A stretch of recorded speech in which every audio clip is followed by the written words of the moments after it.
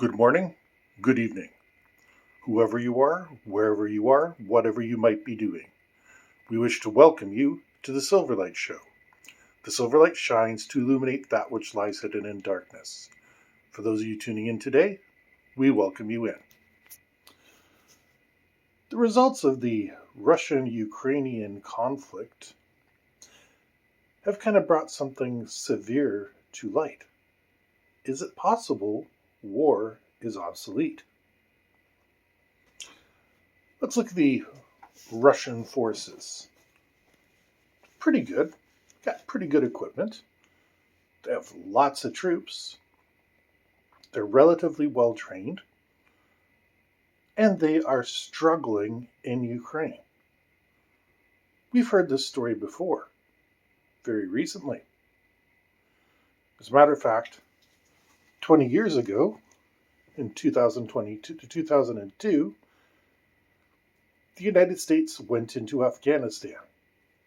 And even though they were technologically superior, they had vastly more troops which were much better trained, the Afghani militias were able to put up such a fight that the United States was eventually just forced to throw its hands up and say, okay, we won, we're going home.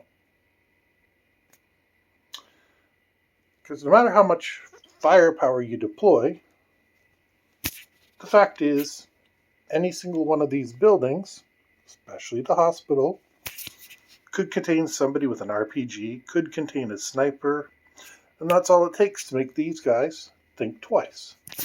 Yes, they're in armored suits now, but what happens when they go to eat their dinner?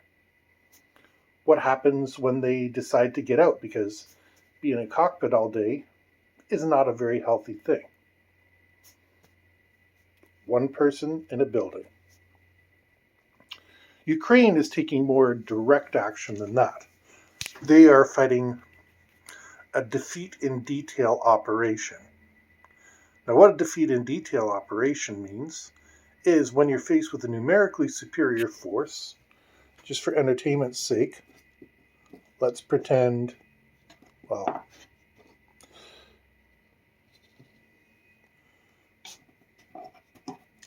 these are your forces, and these are the enemy forces. I know they're painted all the same color because they're my forces, but let's just look how you would defeat in detail. You would hide from behind, making sure your only line of sight was from the marauder to the archer, and you would defeat it. And then when his buddy comes up looking for him, you would defeat him. And then finally, you would have the opportunity to engage the rifleman one-on-one. And since the Marauder is the heaviest mech, I'm giving it the advantage in terms of firepower and stuff like that. It's concentrating your fire. And that's what Ukraine is doing very well. One-on-one, in a pure numbers game, yeah, the Russians should be able to swarm and overwhelm the Ukrainians. But it's not happening. One of the things I laugh at is when people say, oh, the Chinese are going to invade Taiwan. No, they aren't. The Russians are going to invade Canada through the north. No, they aren't. You see, we have to cast our mind back about 80 years to D-Day in Europe, when the largest fleet of all time was assembled, and they had to make it across the English Channel. They had the advantage of years of experience from the United States with island hopping campaigns. And even then, going against the Germans, who were already bloodied and beaten, was a very difficult undertaking. Despite the fact that the US and British and Canadian and Australian and all the other Allied soldiers had years of experience fighting Germans, it was not an easy landing. So for the Chinese to put a massive army across the strait, it would be cut to pieces by the Taiwanese defenders. Now, when you start talking about the Chinese invading the United States, or even the United States invading China, it's ludicrous. Let's pretend the United States massed its forces in Alaska and decided they were going to go invade Russia. Well, That's about 10 times harder than D-Day because, first of all, Alaska is not a great place to stage an army. No natural resources, and the Russians can pretty much see what you're doing without much effort.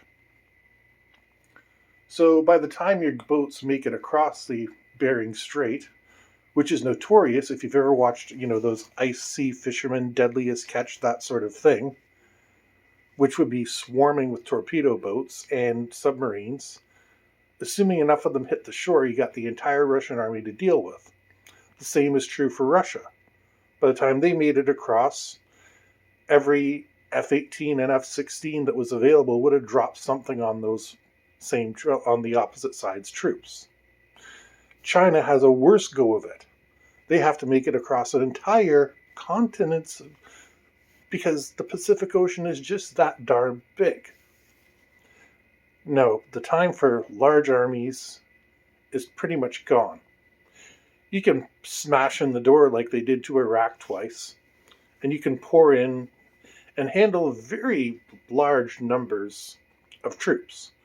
Remember, Iraq had the fourth largest army in the world in 1991, and much smaller numbers of U.S. troops were able to defeat them. And it wasn't through sneak attacks, it wasn't through anything that was untoward. They just defeated them in detail. Ukraine, I said this before, Russia is eventually going to run out of ammunition, and they are running out of troops. There are reports that the Russian reservists are already willing to not necessarily revolt, but they're not going to fight well if they are deployed. This sounds suicidal, and in fact, it is. But the Russian forces know they don't want to, like the individual soldiers, know they don't want to get put into a meat grinder.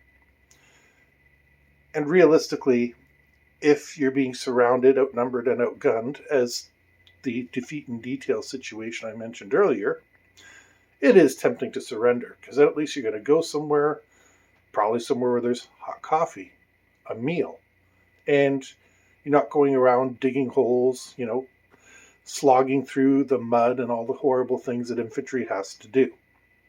High morale units, like your airmen are, their morale will only continue as long as they get victories, but somehow the Ukrainian Air Force is persevering through all this.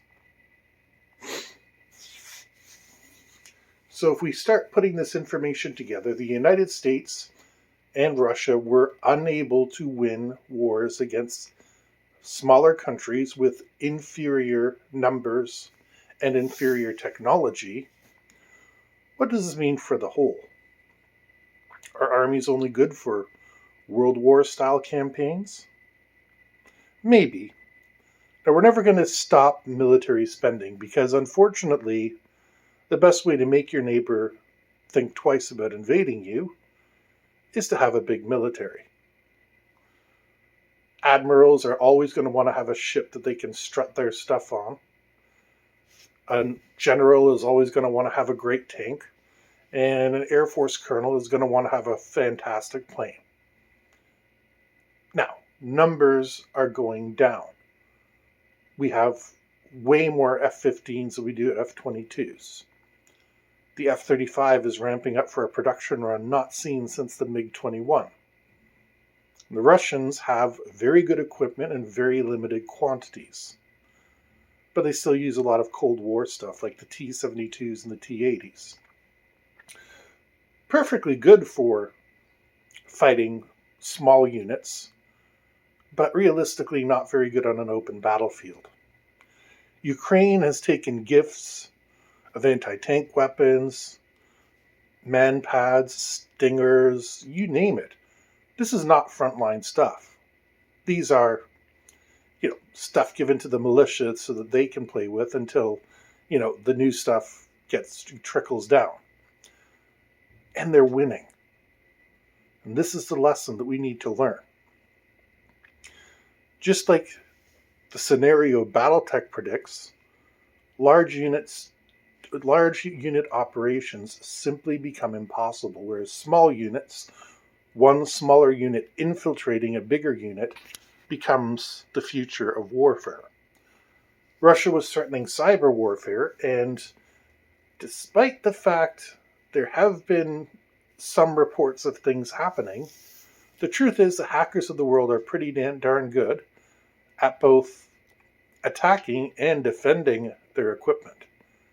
So far, and touch wood, so far the Russians have not achieved any major success in shutting down world power grids or anything like that. It's not to say it can't happen, but there's been an information war going on for years now, each side testing the other. It's just a test. People go in and see what they can do. That's part of war. And information war, cyber warfare, and space war are potentially the future. Not in any cool Star Wars way, but guys sitting at keyboards or whatever, girls ordering satellites in space to do something that will disrupt the networks of the other side. And we haven't even considered what the constellations of satellites are capable of if they all decide to band together. We're in a new era, and maybe it's an era where militaries are just going to be a token force, something big and shiny you can show off to your opponents, while the real warfare is done in small rooms and trailers, flying drones, and while the individual soldier will always have a place, because a guy with a rifle on the ground means that ground still belongs to your country. The fact is, the World War II and World War I mass charge, over-the-top lads, let's go get them, affix bayonets and go, that mentality might be one left in the last century. We hope you enjoyed this episode of the Silverlight Show. If you did, please like, share, subscribe. Don't forget to check the books out. And we hope you have a fantastic day.